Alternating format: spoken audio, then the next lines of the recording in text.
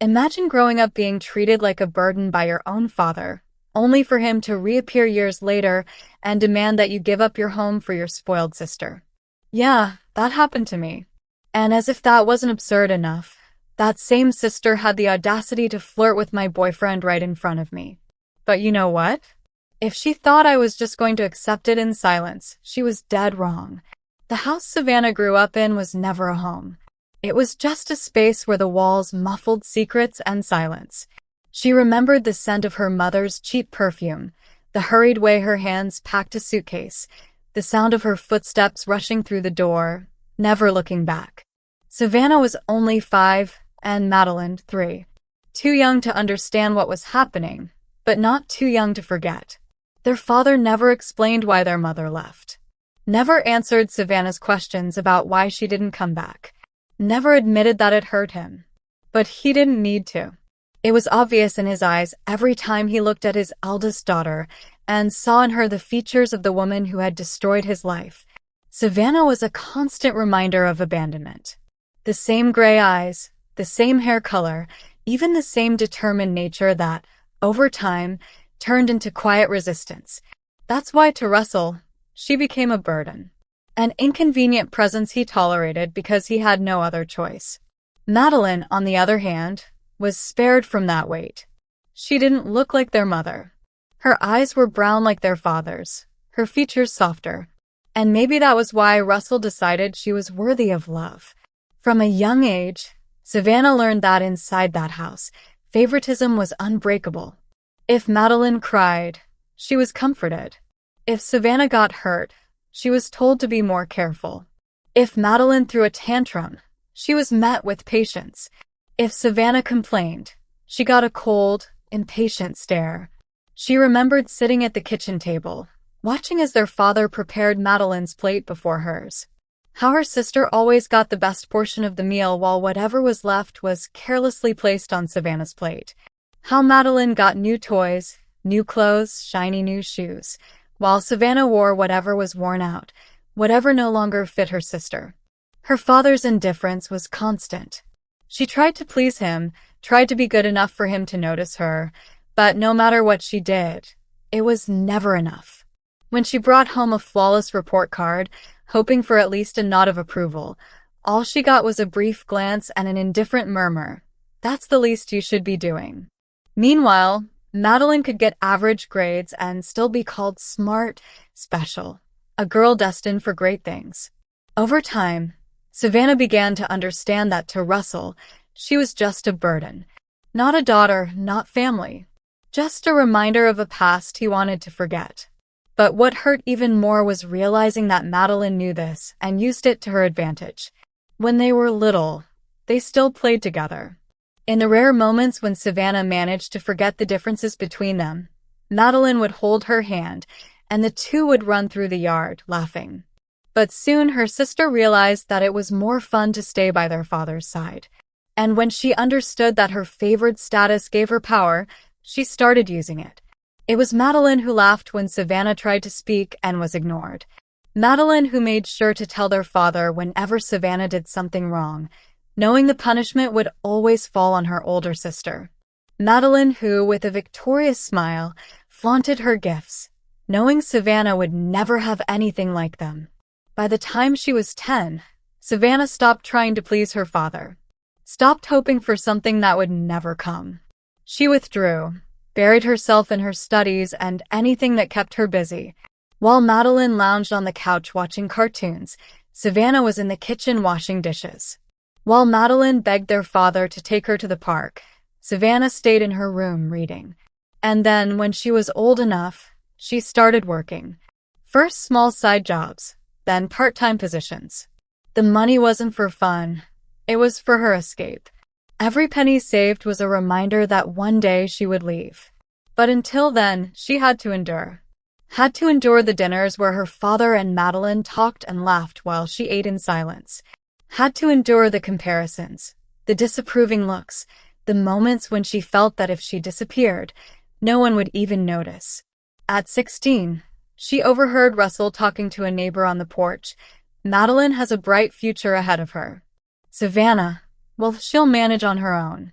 He said it so casually, as if Savannah was just an insignificant detail. That was the moment she made her decision. She would leave. No matter what it took, she would get out of that house. And one day, she would never look back. At 19, Savannah left behind the house where she had spent her life being treated as a burden.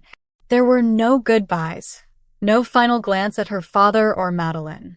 Just a suitcase, a bus, and a destination, Seattle. The journey was long, but the relief outweighed the exhaustion. For the first time, she was free. She arrived in the city with little money and no one to support her. The first few months were tough.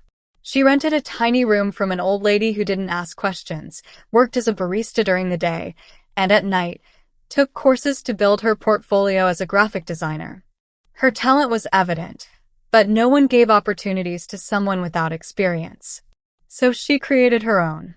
She took on any job that came her way, from designing logos for small shops to formatting flyers for neighborhood events. Every cent she earned was counted, saved, invested in the future she wanted to build.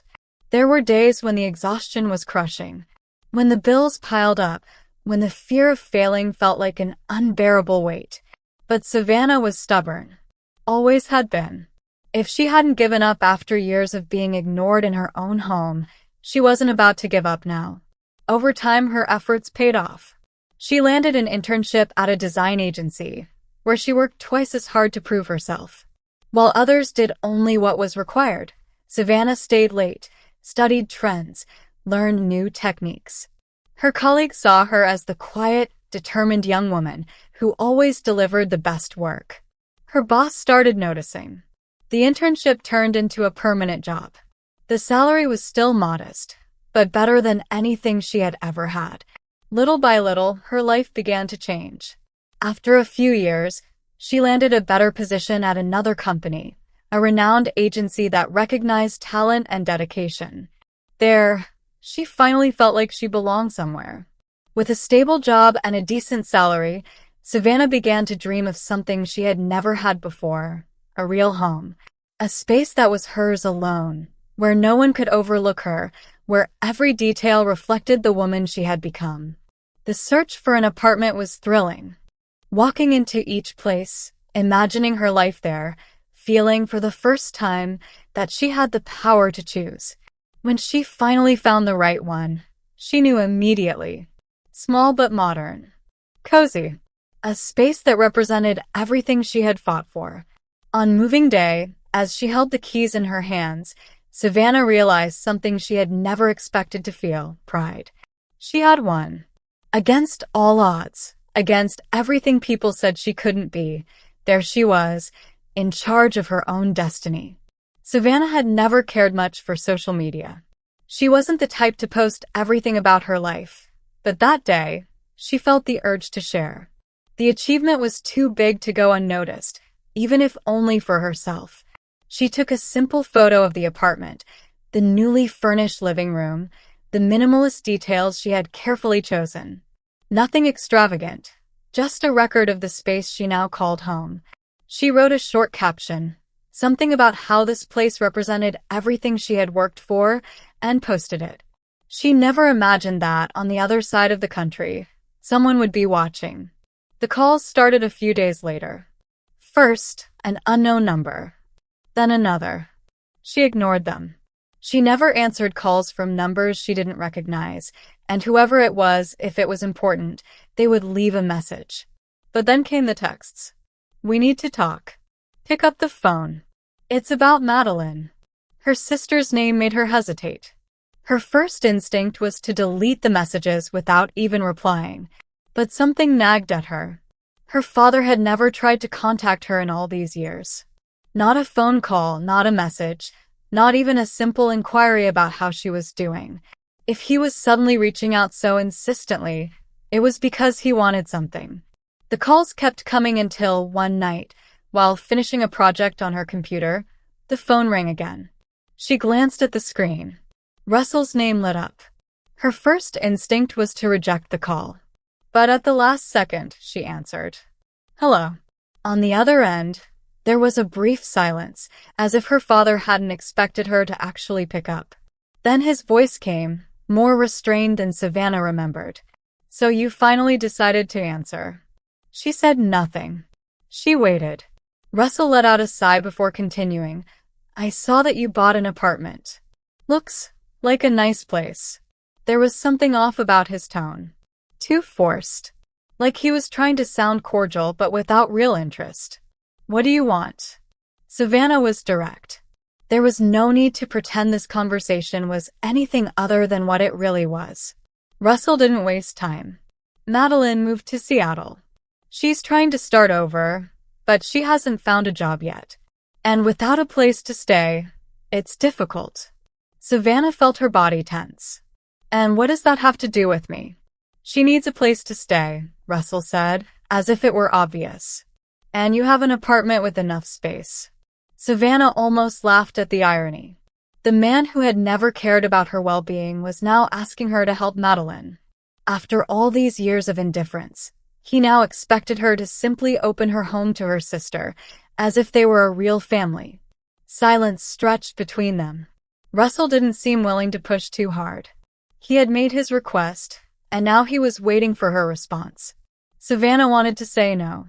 But deep down, something in her hesitated. Maybe this was a test. Maybe after all these years, there was a chance to fix things. If her father was asking for her help, maybe he wanted a reconciliation. Maybe Madeline had changed. Maybe finally, they could be a family. Against every instinct telling her this was a terrible idea, Savannah took a deep breath and said, Fine. She had no idea what she was about to get herself into.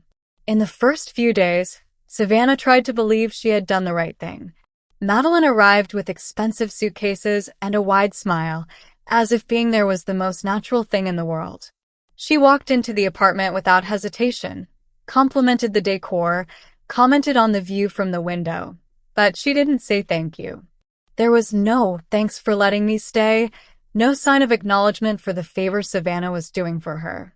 She tried to ignore the initial discomfort. Maybe Madeline was just nervous, trying to adjust. But as the days passed, it became clear that her sister had no intention of making things easier. Madeline acted like she was staying at a hotel. She woke up late, sprawled across the couch, watched TV all day, and ordered expensive food from delivery apps, without even asking if Savannah wanted to split the cost. Empty containers piled up in the sink, and her shoes were always scattered around the living room, as if the place belonged to her. At first, Savannah tried to be patient. Have you started looking for a job? She asked one morning while getting ready for work. Madeline, still in her pajamas, just shrugged. I'm checking out some options. But she never really did. Days went by, and there was no sign of her searching for interviews. No resumes sent. No apparent concern. You need to do something, Savannah tried again a few days later. Seattle is expensive. You need a job if you want to stay here. Relax, Madeline replied, lounging on the couch. I'll find something when the time is right. But the right time never came. Savannah left early and came home late, only to find her sister in the same position she had left her. And with each passing day, their living situation became unbearable. Madeline made subtle but poisonous remarks. You got lucky, huh? Landed a good job, a nice apartment. Doesn't even seem like you came from nothing. Or, I never imagined you'd pull this off. Who would have thought? They weren't compliments. They were veiled insults. Small reminders that, deep down, Madeline didn't see Savannah as someone deserving of what she had achieved. And Savannah could feel it. She saw it in her sister's looks, in the way she went through her things without permission, in the way she always seemed to be testing her limits. Deep down she knew. Madeline wasn't there for a fresh start. She was just taking advantage of something that wasn't hers. Savannah decided to plan a dinner with her boyfriend. She tried to convince herself that the evening would be peaceful. She just wanted a normal night, a break from the tension that had been building inside the apartment since Madeline arrived. Ethan was someone who always made her feel good, and having him there by her side should have brought some lightness to the night. But deep down she knew. She knew Madeline wouldn't miss the chance to turn everything into a game. From the moment Ethan arrived, Savannah noticed the shift in her sister's behavior. The overly wide smile, the exaggerated way she fixed her hair, as if she wanted to be noticed. The way her gaze lingered on Ethan for too long. Savannah's boyfriend, oblivious to it all, simply smiled and greeted Madeline politely before sitting down. She settled at the table with them as if she were the hostess of the night, not just a guest. Dinner began with casual conversation. Savannah tried to focus on Ethan, but her sister's glances unsettled her. The way Madeline touched her own neck while speaking, the overly dramatic laughter at the simplest things Ethan said.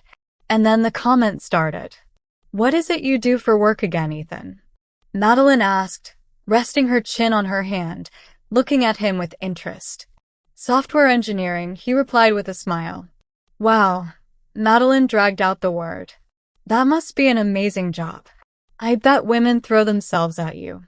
Savannah felt an immediate discomfort. "It's a job like any other," Ethan answered, chuckling awkwardly. "But I'm pretty low-key. I like things to be more peaceful." So you and Savannah really are a match," Madeline said, glancing sideways at her sister. "She's always been kind of dull." Savannah's blood boiled, but she kept her composure. "Madeline," she warned in a low tone. Her sister just smiled and kept going. "I'm kidding." She picked up her wine glass and took a sip, still wearing that provoking look. "You two make a cute couple." "Really? But you know, Ethan, it's funny. When we were younger, I always thought I got more attention than Savannah. She was always so focused, so proper, never knew how to really have fun. Do you like that serious type?" Ethan frowned, clearly uncomfortable. "I like Savannah just the way she is." Savannah wanted to interrupt, to end that conversation right there. But Madeline wasn't done. She leaned slightly in his direction, her expression turning more mischievous now. "And if you had a choice? If you could pick between the two of us, would you trade my sister for me?" Ethan's eyes widened, and he let out a nervous laugh, thinking it was a joke. "What?" Savannah felt her body tense. Madeline glanced at her from the corner of her eye, waiting for a reaction. This time there would be no silence. Slowly, Savannah set her utensils down on the table, wiped her mouth with the napkin, and stood up. Her eyes were locked on her sister. "Call our dad. Ask him to come pick you up. You're not staying here another week." Madeline blinked, then smirked mockingly. "Oh, come on, Savannah. You know I was just joking. Stop being so dramatic." "Call him," Savannah repeated, her voice firm, unwavering. Madeline crossed her arms and leaned back in her chair, a smug smile still on her lips. "I'm not calling anyone. If you want me gone so badly, do it yourself." Savannah didn't hesitate. She grabbed her phone and dialed. Their father answered on the third ring. "Russell, come pick up your daughter," was all she said before hanging up. Madeline's smile finally faded. 2 days had passed since that call. 2 days in which Madeline continued living in the apartment as if nothing had happened. No bags had been packed, no attempt to leave on her own. On the contrary, her attitude had grown even more defiant, as if she were certain Savannah wouldn't have the guts to actually kick her out. But Savannah was tired. Tired of being treated like someone who was supposed to just accept everything in silence. Tired of being belittled in her own home. When the doorbell rang that morning, she knew their father had finally arrived. She rose from the couch without a word and walked to the door. Slowly, she opened it. And there he was. Russell, the man who had spent her entire life ignoring her existence, now standing before her, expecting her to do exactly what he wanted. For a brief second, Savannah noticed time's effect on him. More gray in his hair, a wearier face. But his expression was the same. Cold, calculating, devoid of any real affection. "You didn't need to put on this whole show," he said, crossing his arms. "We could have handled this in a civilized way." Savannah let out a short, humorless laugh. Civilized? He wanted her to just accept everything as always. "There's nothing to handle," she replied. "You came to pick up your daughter. She's ready." Russell glanced past her, as if expecting to see Madeline already packed and prepared to leave. But Savannah knew her sister hadn't even begun packing. So, before either of them could say anything else, she took action. She turned and walked to the room where Madeline was staying, opened the closet and, without hesitation, began pulling out all the clothes, tossing them into suitcases without care. The shoes, the expensive handbags Madeline loved so much, the perfumes scattered on the dresser, everything was shoved into the bags without a second thought. It was only when Savannah yanked open the last drawer and dumped the remaining clothes into the hallway that Madeline finally appeared. "What are you doing?" her sister exclaimed, shocked. Savannah didn't answer. She just dragged the largest suitcase down the hallway and placed it by the door, as if getting rid of something that should never have been there. Madeline looked at their father, waiting for some kind of reaction. But Russell merely watched in silence. "You can't be serious," Madeline scoffed, crossing her arms. "You're really kicking me out like this?" Savannah met her gaze, exhausted by all the theatrics. "You never should have come." Silence hung heavy in the air for a few seconds. Then, finally, Russell stepped forward, trying to keep his voice firm, authoritative, as he always did. "You can't just throw your sister out." "I can't," Savannah replied without hesitation. "And I already did." He shook his head, impatient. "This isn't how you treat family, Savannah." She laughed. This time it was a different kind of laugh. One that sounded a lot like freedom. "Family?" she repeated, folding her arms. "Funny how you bring that up now. Where was that concern for family when I was growing up in that house, treated like nothing?" Russell didn't answer right away. "You've always loved playing the victim." Something inside Savannah finally broke for good. She grabbed Madeline's last bag and tossed it out the door without even looking back. "If you don't leave right now," she said, her voice low but filled with unshakable resolve, "I'm calling the police." Madeline huffed, grabbed her bag from the floor, and shot an angry look at Savannah. But she realized that, this time, she wouldn't back down. Russell still looked hesitant, as if he were waiting for her to give in, as if he wanted to pull her back into that role of the submissive girl who always accepted everything without question. But Savannah was no longer that girl. Without waiting any longer, she took a step back and, without another word, shut the door in their faces. For a few seconds, she stood there, motionless, and then, slowly, she felt something she had never experienced so strongly before. Peace. Finally, she had chosen herself. And that was all that mattered.